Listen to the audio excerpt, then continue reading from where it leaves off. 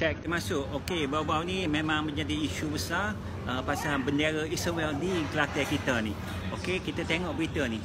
Okey, Kerajaan Kelantan jelaskan isu bot kibar bendera Israel hanya lakonan semula. Okey, jadinya ya ramailah hok naik angin lah bila tengok bendera Israel ni duk kibar di Sungai Kelantan kita. Tapi padahalnya itu sebenarnya adalah lakonan semula semata-mata pasal perang Gaza je. Dia bukan sungguh-sungguh lah nak sokong Zionis sebenar tu.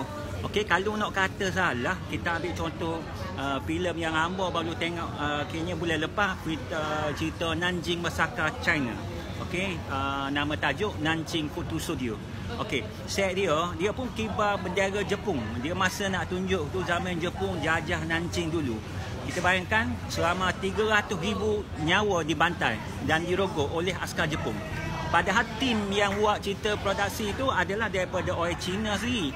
Okey, lepas tu ada pula yang kita ajing tengok cerita perang, filem Hollywood daripada Amerika juga, nama dia Saving Private Ryan dan Schindler's List.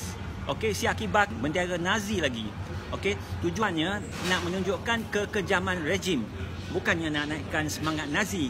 Tapi orang akan tahulah cerita tu adalah cerita perang, bukan nak puji Hitler. Itu daripada director Hollywood Amerika sendiri juga. Hak memang soho pengarah namanya Steven Spielberg. Okey, jadi hak Kelantan buat ni cuma kita nak bagi real sikit lakonan perang. Nak tunjuk siapa hak musuh, siapa hak pejuang. Kalau tak kibarkan bendera tu, orang tengok pun tak tahu mana hak set Israel, mana hak set H. Maksudnya apa? Maksudnya director orang Kelantan kita ni otak dia sama taraf dengan director Hollywood lah. Otak dia taraf Hollywood, pengarah nama Steven Spielberg.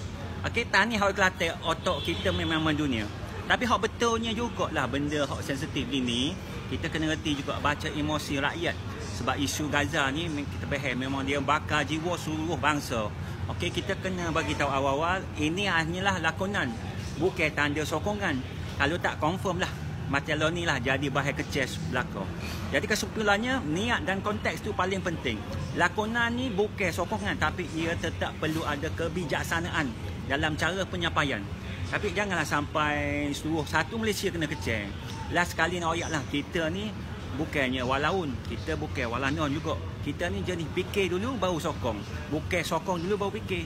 Okey, itu dia, jangan pula kecam lepas ni. Okey, terima kasih, bye.